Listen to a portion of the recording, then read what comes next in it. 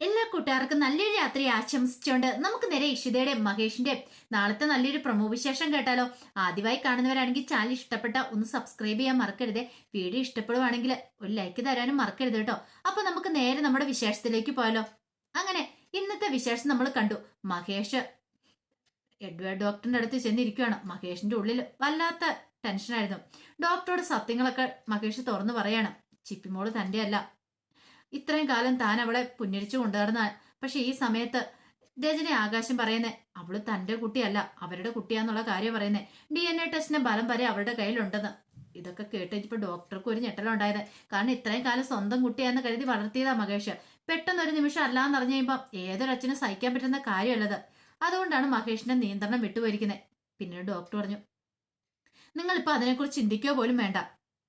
അത് കുട്ടി ഇപ്പം നിങ്ങളുടെ കൂടെ അല്ലേ താമസിക്കണേ, പിന്നെ വേറെ നീക്ക് എന്താ കുഴപ്പമിരിക്കണേ. ഇനിയിപ്പം അവര് കോടതിനെ സമീപിക്കുകയാണ്, സമീപിക്കട്ടെ. ആ സമയത്ത് കാര്യങ്ങൾ മുന്നോട്ട് നോക്കിയാൽ മതി. ഒരു പക്ഷെങ്കിൽ അവർ നിങ്ങളെ കബളിപ്പിക്കുന്നതാണെങ്കിലോ DNA ടെസ്റ്റിന്റെ ഫലമൊക്കെ അവരുടെ കയ്യിലുണ്ടെന്ന് പറഞ്ഞുകൊണ്ട് അങ്ങനെ ആവാനാണ് ചാൻസ്. അല്ലാതെ അങ്ങനെ എന്തെങ്കിലും രേഖ അവരുടെ കയ്യിൽ ഉണ്ടായിരുന്നെങ്കിൽ അവർ നേരത്തെ അതൊക്കെ പ്രസന്റ് ചെയ്യേണ്ടതല്ലായിരുന്നു കോടതിയിൽ. അതൊന്നും ചെയ്തില്ലല്ലോ. ഇത് നിങ്ങളെ വെറും ഫൂളാക്കാൻ വേണ്ടി പറയുന്നതെന്ന് പറയാം. ഇത് കേട്ടെന്ന് മഹേഷ് ഒന്ന് ആലോചിച്ചു. ഒരു പക്ഷേ ഡോക്ടർ പറയുന്നത് ശരിയായിട്ടുള്ള കാര്യമാണോ? എത്ര ആലോചിച്ചിട്ട് ഒരു പിടി കിട്ടുന്നില്ല. ഇപ്പൊ നിങ്ങൾക്ക് വേണ്ട നല്ലൊരു ഉറക്കമാണ്. തൽക്കാലത്തേക്ക് ഉറങ്ങാനുള്ള മരുന്ന് വേണം ഞാൻ എഴുതിത്തരാം. പക്ഷെ ഇത് ശീലമാക്കണ്ട. പിന്നെ ഇതിന് ശേഷം കുറയുന്നില്ലെങ്കിൽ നിങ്ങൾ അടുത്ത ദിവസം ഒരാഴ്ച കഴിഞ്ഞതിന് ശേഷം എന്നെ ഒന്നുകൂടെ വന്ന് കാണാൻ പറയണം. പിന്നെ ഡോക്ടർ ഇഷിതയോട് നിങ്ങൾ ഈ കാര്യങ്ങളൊക്കെ തുറന്നു പറയുന്നുണ്ട്, കുഴപ്പമുണ്ടെന്ന് എനിക്ക് തോന്നുന്നില്ല. ഇഷിതയും കാര്യങ്ങളൊക്കെ അറിഞ്ഞിരിക്കണം. നിങ്ങളുടെ മനസ്സിലെ വേദന എന്താന്ന്. ഒരു പക്ഷെ നിങ്ങൾ ഈ കാണിക്കുന്ന വിഷമങ്ങൾക്കെല്ലാം അവരായിരിക്കും ചിലപ്പം മനസ്സ് വേദനിപ്പിക്കുന്നത്. കാരണം നിങ്ങളുടെ ഈ പ്രവൃത്തി അവരെ അത്രമാത്രം വേദനിപ്പിക്കുന്നുണ്ടായിരിക്കാം. അവരെ മാത്രമല്ല, ആ കുഞ്ഞിനെ നിങ്ങളുടെ മോൾ എന്ത് പഴിച്ചു. ഇത് കേട്ടത് മഹേഷ് പറഞ്ഞു, അല്ല അത് പിന്നെ എന്റെ മോള്. നിങ്ങളുടെ മോളല്ലെന്ന് നിങ്ങൾക്ക് സംശയമുണ്ട്. അത് പോട്ടെ, ആ സംശയം അവിടെ കിടക്കട്ടെ. നിങ്ങളുടെ മോളാന്ന് കരുതി നിങ്ങൾ അവളെ അങ്ങോട്ട് സ്നേഹിക്കുക. ഇത്രയും കാലം നിങ്ങൾ അവളെ എങ്ങനെയാണോ സ്നേഹിച്ചത് അതുപോലെ തന്നെ ഇനിയും നിങ്ങൾ സ്നേഹിക്കാൻ ശ്രമിക്കുക. നിങ്ങൾക്ക് അതിന് സാധിക്കുമെന്ന് പറയാം. അതിന്റെ ഇടയ്ക്ക് നിങ്ങളുടെ ആദ്യ ഭാര്യയെക്കുറിച്ചും അവരുടെ കാമുകനെ കുറിച്ചുള്ള ചിന്തകളൊക്കെ മനസ്സിൽ നമ്മോട് കളഞ്ഞേക്കാൻ പറയാണ്. അങ്ങനെ ഒരു കൗൺസിലിംഗ് തന്നെ നടത്തുന്നുണ്ട് മഹേഷിന്. അങ്ങനെ മഹേഷ് അവിടുന്ന് ഇറങ്ങിപ്പോരുവാണ്. പക്ഷെ ഇറങ്ങിപ്പോന്നാലും മഹേഷിന്റെ ഉള്ളില് വല്ലാത്തൊരു ചിന്തയുണ്ടായിരുന്നു. ഒരു പക്ഷെ ആകാശ് പറഞ്ഞ പോലെയൊക്കെയാണോ കാര്യങ്ങള്. പിന്നീട് മഹേഷ് നേരെ ബാറിലേക്ക് പോവാ. മഹേഷിന് ഓഫീസിലേക്ക് പോകാൻ പോലും തോന്നിയില്ല. കാരണം ഇനി ഓഫീസിൽ പോയിട്ടുണ്ടെങ്കിൽ കാര്യങ്ങളൊന്നും നടക്കില്ലെന്ന് മനസ്സിലായി. മനസ്സ് അത്രമാത്രം കൈവിട്ടു പോയിരിക്കുകയാണ്.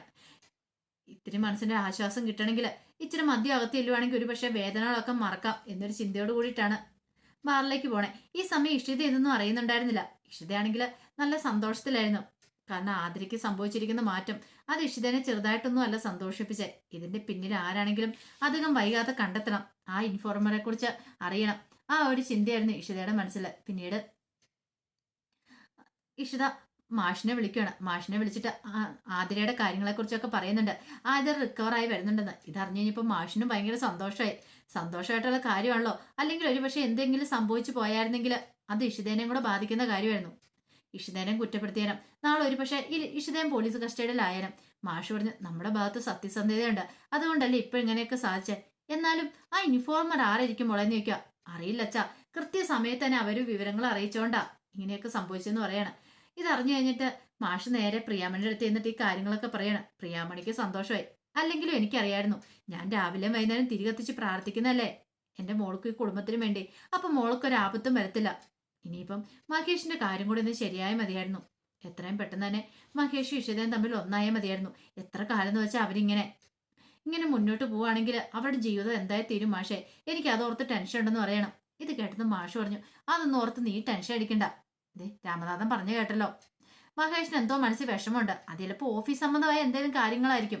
അത് ചിലപ്പോൾ 2-3 ദിവസം കഴിയുമ്പോൾ അങ്ങോട്ട് മാറിക്കോളും. അല്ലെങ്കിൽ തന്നെ മഹേഷ് ഇഷിതയും തമ്മിൽ എന്തെങ്കിലും പ്രശ്നമുള്ളതായിട്ട് നിനക്ക് തോന്നിയെന്ന് ചോദിക്കാം. ഇല്ല, പ്രശ്നങ്ങളൊന്നുമില്ല. പിന്നെ എന്താ കുഴപ്പം, നീ ധൈര്യമായിട്ടിരിക്കാൻ പറഞ്ഞിട്ട് പ്രിയാമണിയെ ആശ്വസിപ്പിക്കുന്നുണ്ട്. അങ്ങനെ ആശ്വസിപ്പിക്കുന്ന സമയത്തും മാഷിന്റെ മനസ്സിൽ വല്ലാത്തൊരു ടെൻഷനുണ്ട്. ഇനിയിപ്പോ തന്റെ മോളുടെ ജീവൻ അപകടത്തിലാണോ, അവളുടെ ജീവിതം താൻ കാരണം നശിച്ചോ എന്നൊരു ചിന്ത. താനും കൂടെ മുൻകൈയിട്ടാണ് മഹേഷിനെ വിഷിതയും തമ്മിൽ ഒന്നിപ്പിച്ച്. അപ്പൊ ഇനിയിപ്പോ അവൾക്കൊരു ജീവിതം നല്ലതായിട്ടുണ്ടായില്ലെങ്കിൽ അത് തന്നെ നന്നായിട്ട് ബാധിക്കുന്ന കാര്യമാണ്. എല്ലാവരും തന്നെയോ കുറ്റപ്പെടുത്തുള്ളൂ. അതൊക്കെ ഓർത്ത് കഴിഞ്ഞപ്പോ മാഷിന് സമാധാനം പോയി. പിന്നീട് ഇഷിത വൈകുന്നേരം വീട്ടിലേക്ക് വരിക. ആ സമയം ചിപ്പുമോള് വന്നിട്ടുണ്ടായിരുന്നു. ഇഷിതയെ വന്ന് കണ്ടത് ഓടി വന്ന് കെട്ടിപ്പിടിക്കുകയാണ്.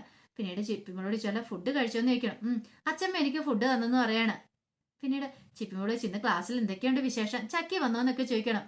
ചക്കി വന്നായിരുന്നു. പിന്നീട് ക്ലാസ്സിലെ കുറച്ച് വിശേഷങ്ങളും കാര്യങ്ങളൊക്കെ ചോദിക്കണം.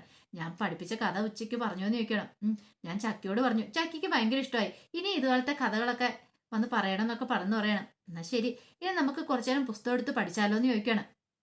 അത് വേണം, അത് വേണം, നന്നായിട്ട് പഠിക്കണം, ബുക്ക് എടുത്തേന്ന് പറയണം. അങ്ങനെ ബുക്സ് ഒക്കെ എടുത്ത് നോക്കിക്കഴിഞ്ഞപ്പോഴത്തേനും സ്റ്റാറൊക്കെ കണ്ട് ബുക്സിനകത്തൊക്കെ കൊള്ളാലോ, മിടിക്കുകയാണല്ലോ.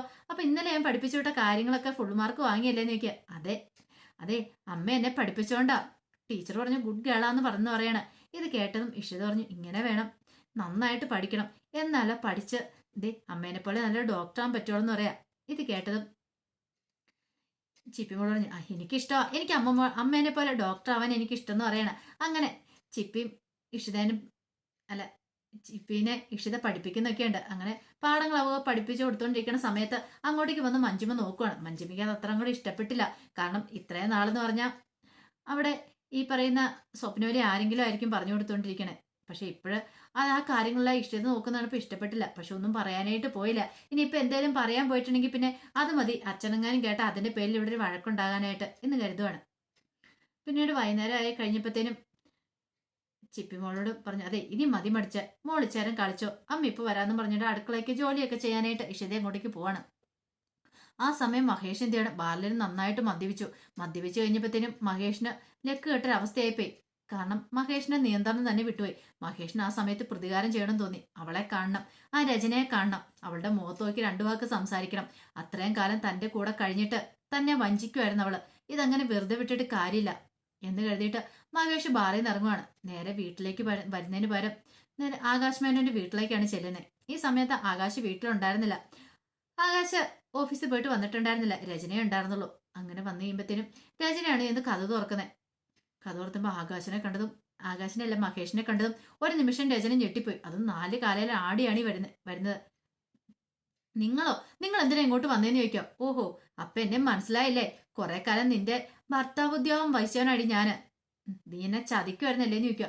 ചതിച്ചോ? ഞാൻ ആരെയും ചതിച്ചിട്ടൊന്നുമില്ലെന്ന് പറയാണ്. കള്ളം പറയരുത്. നീ എന്നോടാ വഞ്ചന കാണിച്ചേ. എന്റെ മോളാടി ചിപ്പി, അതെനിക്ക് നന്നായിട്ടറിയാം. പക്ഷെ നീയും ആകാശം ചേർന്നിട്ട് എന്റെ മോളെ തട്ടിയെടുക്കാൻ ശ്രമിക്കുക എന്നും പറഞ്ഞുകൊണ്ട് അങ്ങോട്ട് കയ്യിലേക്ക്, രചനയുടെ കയ്യിലേക്ക് അങ്ങോട്ട് കയറി പിടിക്കുകയാണ്. രചന പെട്ടെന്ന് പറഞ്ഞു, കയ്യെന്ന് വിടാൻ പറയണം. ഞാൻ നിന്റെ കയ്യെന്ന് പറഞ്ഞോ അല്ലേ, കയ്യെന്ന് വിടാൻ ഞാൻ അങ്ങനെ ഉദ്ദേശിച്ചിട്ടില്ലെന്ന് പറയണം എന്നും പറഞ്ഞുകൊണ്ട് കയ്യെ ബലമായിട്ട് അങ്ങോട്ട് പിടിച്ചു. നീ എന്ത് ചെയ്യും? ഞാൻ കാണിച്ചു തരാടി. നീ ഇത്രയും കാലം എന്നെ വഞ്ചിക്കുമായിരുന്നില്ലേ. പക്ഷെ ഞാൻ ജീവിച്ചിരിക്കുന്ന എന്തിനു വേണ്ടിയെന്നറിയോ? എന്റെ ചിപ്പിമോൾക്ക് വേണ്ടിയിട്ടാ. എനിക്ക് എന്റെ ചിപ്പിമോളെ കിട്ടണം. ചിപ്പിമോളില്ലാതെ ഒരു നിമിഷം പോലും ഞാൻ ജീവിച്ചിരിക്കില്ല. അറിയാലോ, ഇത്രയും കാലം നിന്റെ തോന്നിയാസ്തനൊക്കെ ഞാൻ കണ്ടും കേട്ടും ഞാൻ ഒന്നും മിണ്ടായിരുന്ന എന്താണെന്നറിയോ? എന്റെ ചിപ്പിമോൾക്ക് വേണ്ടി മാത്രമാണ്. അവസാന നിമിഷം എനിക്ക് അവളെ കിട്ടിയിരിക്കുകയാണ്. ഇനി അവളെ വിട്ടുതരാനായിട്ട് ഞാൻ ഒരുക്കമല്ലെന്ന് പറയണം. ഇത് കേട്ടും രചന പറഞ്ഞു, ദേ മര്യാദയ്ക്ക് ഇറങ്ങിപ്പോകോ, അല്ല ഞാൻ പോലീസിനെ വിളിക്കുമെന്ന് പറയാം. നീ പോലീസിനെ, പട്ടാളത്തിനെ, ആരെ വേണം വിളിക്കടി, എനിക്കൊരു കുഴപ്പമില്ലെന്ന് പറയണം. ദേ എന്റെ കുഞ്ഞിനെ എടുക്കാൻ ശ്രമിച്ചാണ്ടല്ലോ, നിന്നെ ഞാൻ വെറുതെ വിടത്തില്ലെന്ന് പറയണം. ഇത് കേട്ട് കഴിഞ്ഞപ്പം രചനയ്ക്ക് എന്ത് ചെയ്യണമെന്ന് നടത്തില്ല. രചന അകത്തേക്ക് ഓടി പോവാണ്. ഈ സമയം മഹേഷ് പോയ കയ്യിലേക്ക് കൊണ്ട് കടന്നു പിടിച്ചു. പിന്നീട് അവിടെ നോക്കി കഴിയുമ്പോഴത്തേനും ടേബിളിലൊരു ബോട്ടിൽ ഇരിപ്പുണ്ടായിരുന്നു, ഒരു കുപ്പിയുടെ ബോട്ടിൽ ഇരിപ്പുണ്ട്. അതും കെടുത്തു. അതെടുത്ത് അങ്ങോട്ട് പൊട്ടിച്ചിട്ട് അവളുടെ പള്ള നോക്കി കുത്തി ഇറക്കാൻ നോക്കണം. ദേ എന്റെ മോളല്ലാന്ന് മാത്രം നീ പറയരുത്, സത്യം പറയടി, അവൾ എന്റെ മോളല്ലേന്ന് ചോദിക്കുക. ഇത് കേട്ട് കഴിഞ്ഞപ്പോ രചനയ്ക്ക് എന്ത് ചെയ്യണമെന്ന് നടത്തില്ല. സത്യം പറഞ്ഞോ, അല്ല ഇപ്പൊ ഇത് നിന്റെ പള്ളയ്ക്ക് കുത്തി കയറ്റുമെന്ന് പറയണം. അത് കേട്ടും രചന പറഞ്ഞു, അത് നിങ്ങളുടെ മോളാന്ന് പറയണം. അങ്ങനെ വരട്ടെ. ഇതേ ഒരു കാര്യം ഞാൻ പറഞ്ഞേക്കാം, എന്റെ മോളല്ലെന്നെങ്ങാൻ നീ പറഞ്ഞാണ്ടല്ലോ, നിന്നെ ഞാൻ വെറുതെ വെച്ചേക്കൂല. തൽക്കാലത്തേക്ക് ഞാൻ നിന്നെ വിട്ടിരിക്കുന്നു എന്ന് പറയണം. ഈ സമയം രചന ആകെപ്പാടെ ഭയന്ന് പോയിട്ടുണ്ടായിരുന്നു. രചനയ്ക്ക് എന്ത് ചെയ്യണമെന്ന് അറിയത്തില്ല. രചന എന്ത് ചെയ്യുവാണ്, മഹേഷ് അങ്ങോട്ട് മാറിയ സമയത്ത് തന്നെ ഇഷിതേനെ ഫോൺ വിളിക്കുവാണ്. ഇഷിതേനെ ഫോൺ വിളിച്ചിട്ട് പറഞ്ഞു, ഇവിടെ വന്ന് കിടന്ന് മഹേഷ് ബഹളം ഉണ്ടാക്കുക, ഇഷിത എത്രയും പെട്ടെന്ന് വരണമെന്ന് പറയുവാണ്. അങ്ങനെ ഇഷിത എന്ത് ചെയ്യുവാണ്, നേരെ അങ്ങോട്ടേക്ക് വരുവാണ്. മഹേഷ് അവിടെ ഉണ്ടെന്ന് അറിഞ്ഞു കഴിഞ്ഞപ്പോ തന്നെ രചന അടുത്തേക്ക് വരിക. ഈ സമയത്ത് മഹേഷ് എന്ത് ചെയ്യുക, മഹേഷ് അങ്ങോട്ടേക്ക് ഇറങ്ങി പോവാ. അങ്ങനെ ഇഷിത അവിടെ വന്നു കഴിഞ്ഞപ്പോഴത്തേനും മഹേഷിനെ കണ്ടില്ല. ഇഷിത അകത്തേക്ക് കയറി വരുമ്പോഴത്തേനും രചന അവിടെ ഇരിക്കുന്നുണ്ട്. പെട്ടെന്ന് രചന എടുത്ത് നിന്നിട്ട്, എന്താ രചന, കാര്യം എന്താന്ന് ചോദിക്കണം. അതെ മഹേഷ് ഇവിടെ വന്നിട്ടുണ്ടായിരുന്നു, പ്രശ്നം ഉണ്ടാക്കിയെന്ന് പറയണം. മഹേഷ് എന്തിനാ ഇവിടെ വന്നേ? എന്തിനാന്ന് അറിയത്തില്ല, നല്ലതായിട്ട് മദ്യപിച്ചിട്ടുണ്ടായിരുന്നു. പറഞ്ഞ കാര്യങ്ങളൊക്കെ കേട്ട് കഴിഞ്ഞിട്ടുണ്ടെങ്കിൽ കുഞ്ഞിന്റെ കാര്യങ്ങളെ കുറിച്ചൊന്നും പറഞ്ഞില്ല, ഇഷിതനെ കുറിച്ചാണ് പറഞ്ഞത്. കാരണം ഇഷിതയുടെ മനസ്സിൽ എങ്ങനെയാലും ശത്രുത ഉണ്ടാക്കണം. മഹേഷിനെ ഇവള് വെറുക്കണം. അതിനു വേണ്ടിയിട്ട് മനഃപൂർവ്വം രചന പറഞ്ഞു. അതെ, മഹേഷ് ഇഷിതയെ കുറിച്ച് പറഞ്ഞെന്തായോ, കല്യാണം കഴിച്ചത് വെറുതെ ഒരു ഇതിന് വേണ്ടിയിട്ടാണ്, ചിപ്പിമോളെ നോക്കാനായിട്ട്, ഒരു അഹയ്ക്ക് വേണ്ടിയിട്ട്, അല്ലാതെ ഒരിക്കലും എനിക്ക് അവളോട് സ്നേഹം ഉണ്ടായിട്ടൊന്നുമല്ല. എനിക്ക് ഇപ്പോഴും നിന്നോടാണ് സ്നേഹം എന്നൊക്കെ പറഞ്ഞുകൊണ്ട് എൻ്റെ അടുത്തേക്ക് വന്നേ. എനിക്ക് നിന്നെ മതി എന്നൊക്കെ പറഞ്ഞു വന്നേ. ഇഷിതേനെ മനസ്സിളക്കാൻ വേണ്ടിയിട്ട് പറഞ്ഞ കാര്യങ്ങളാ ഇതൊക്കെ. ഇതെല്ലാം കേട്ട് കഴിഞ്ഞപ്പോൾ ഇഷിതയ്ക്ക് ഒരു കാര്യം മനസ്സിലായി. ഒരു കാരണവശാലും മഹേഷ് അങ്ങനെ പറയത്തില്ല. പക്ഷെ ഇവിടെ മഹേഷ് വന്നിട്ടുണ്ടെങ്കിൽ അതിന് പിന്നിൽ എന്തെങ്കിലും ഒരു കാര്യം കാണും. പിന്നീട് പറഞ്ഞു, അത് അധികം വൈകാതെ തന്നെ ഇഷിത നിന്നെ അവൻ ഉപേക്ഷിക്കും. അവന്റെ സ്വഭാവം ശരിക്കും അറിയത്തില്ലാഞ്ഞിട്ടാ. അത് ഞാൻ ശരിക്കും മനസ്സിലാക്കിയിട്ടുണ്ട്. കണ്ടില്ലേ, എന്നെ വന്നിട്ട് അവൻ ഉപദ്രവിക്കുകയൊക്കെ ചെയ്യുന്നു പറഞ്ഞുകൊണ്ട് കുറച്ച് നാടകം കൂടെ രചന നന്നായിട്ട് അഭിനയിക്കുകയാണ്. പിന്നീട് ഇഷിതയ്ക്ക് ആകെപ്പാടെ വല്ലാത്തൊരു ടെൻഷനായിപ്പോയി. കാരണം മഹേഷ് ഇങ്ങോട്ട് വന്ന് പ്രശ്നം ഉണ്ടാക്കേണ്ട കാര്യം ഉണ്ടായിരുന്നില്ല. ഒരു പക്ഷെ ഇനിയിപ്പം മഹേഷിന് വേറെന്തെങ്കിലും പ്രശ്നം ഉണ്ടായിരിക്കോ, അതോ ഇനിയിപ്പം മനസ്സിലെന്തെങ്കിലും കിടന്നിട്ടാണോ ഇങ്ങനെയൊക്കെ ഒന്ന് പറയണേ. കുറെ തവണ ഇഷിത ചോദിച്ചു, രജനോട് ചോദിച്ചു എന്തെങ്കിലും കാര്യമുണ്ടോ, മഹേഷ് എന്തെങ്കിലും പറഞ്ഞോ എന്നൊക്കെ ചോദിക്കണേ. പ്രത്യേകിച്ചൊന്നും പറഞ്ഞില്ല. ഇഷിതനെ കുറിച്ചും കാര്യങ്ങളെ കുറിച്ചൊക്കെ പറഞ്ഞേ, അല്ലാതൊന്നും പറഞ്ഞില്ലെന്ന് പറയാണ്. പിന്നീട് ഇഷിത നേരെ വീട്ടിലേക്ക് ചെല്ലുവാണ്. ആ സമയത്ത് മഹേഷ് അവിടെ എത്തിയിട്ടുണ്ടായിരുന്നു. മഹേഷ് അവിടെ വന്ന് നല്ല ഫിറ്റായിട്ട് അങ്ങനെ ഇരിക്കുകയാണ്. ചെന്ന് കഴിഞ്ഞിട്ട് ഇഷിത ചോദിച്ചു, നിങ്ങൾ ഇന്ന് രചനയെ കാണാൻ പോയാരും ചോദിക്കും. ഓഹോ, അപ്പൊ നീ അത് അറിഞ്ഞില്ലേന്ന് ചോദിക്കുകയാണ്. അതെ അറിഞ്ഞു. നിങ്ങൾ എന്തിനാ അവളെ കാണാൻ പോയെന്ന് ചോദിക്കുക. ഇതൊക്കെ ചോദിക്കാൻ നീ ആരാടിന്ന് ചോദിക്കുക. ഇത് കേട്ടതും ഇഷതയ്ക്ക് വല്ലാത്തൊരു ടെൻഷനായിപ്പോയി. ഞാൻ ആരെന്ന് മനസ്സിലായില്ലേ, ഈ കിടക്കുന്ന താലി നിങ്ങൾ കെട്ടിയതാന്ന് പറയണം. ഓ, ആ താലിയുടെ ബലത്തിലാണ് എന്നെ ചോദ്യം ചെയ്യാൻ വന്നേക്കുന്നത്. എന്നെ കൂടുതൽ ചോദ്യം ഞാൻ നീ വരണ്ട. പറഞ്ഞു കേട്ടല്ലോ, നീ നിന്റെ നിലയ്ക്ക് എന്നാ മതി, അല്ലെങ്കിൽ ഇന്നല്ലെങ്കിൽ നാളെ നിന്നെ ഞാൻ ഉപേക്ഷിക്കുമെന്ന് പറയാണ്. ഇത് കേട്ടതും ഇഷതയ്ക്ക് നല്ല ദേഷ്യവും സങ്കടം വന്നു. ഇഷതയ്ക്ക് മനസ്സിലായി ഇനിയിപ്പോ സംസാരിച്ചിട്ട് കാര്യമില്ല, ഈ മദ്യത്തിന്റെ മുന്നിൽ സംസാരിച്ചിട്ട് കാര്യമില്ല, നാളെ സ്വഭാവത്തോട് സംസാരിച്ചിട്ട് കാര്യമുള്ളെന്ന്. പിന്നീട് ഇഷിത മുറിയിലേക്ക് വരികയാണ്. മുറിയിലേക്ക് വന്നു കഴിഞ്ഞപ്പോഴത്തേനും ചിപ്പിമോൾ അവിടെ ഇരിക്കുന്നുണ്ടായിരുന്നു. ചിപ്പിമോളുടെ മുഖത്ത് നോക്കി ഇഷിതയ്ക്ക് ആകപ്പാടെ വിഷമായി. ചിപ്പിമോൾ ഇത് ദിവസേന ഇത് കാണുമല്ലേ. ചിപ്പിമോളുടെ മനസ്സിന് എത്രമാത്രം വേദനയായെന്ന് ഇഷിതയ്ക്ക് മനസ്സിലായി. പിന്നീട് ചിപ്പിമോളെ ആശ്വസിപ്പിച്ച് ഇഷിത കിടത്തി ഉറക്കുവാണ്. അപ്പൊ അതിന്റെ വിശേഷങ്ങളൊക്കെ നാളെ കാണാൻ പോകുന്നത്. ആ വിശേഷങ്ങളൊക്കെ നമുക്ക് എല്ലാവർക്കും കാത്തിരിക്കാം കേട്ടോ. ഒരിക്കൽ കൂടി എല്ലാവർക്കും നല്ലൊരു രാത്രി ആശംസിച്ചു നിർത്തുന്നു.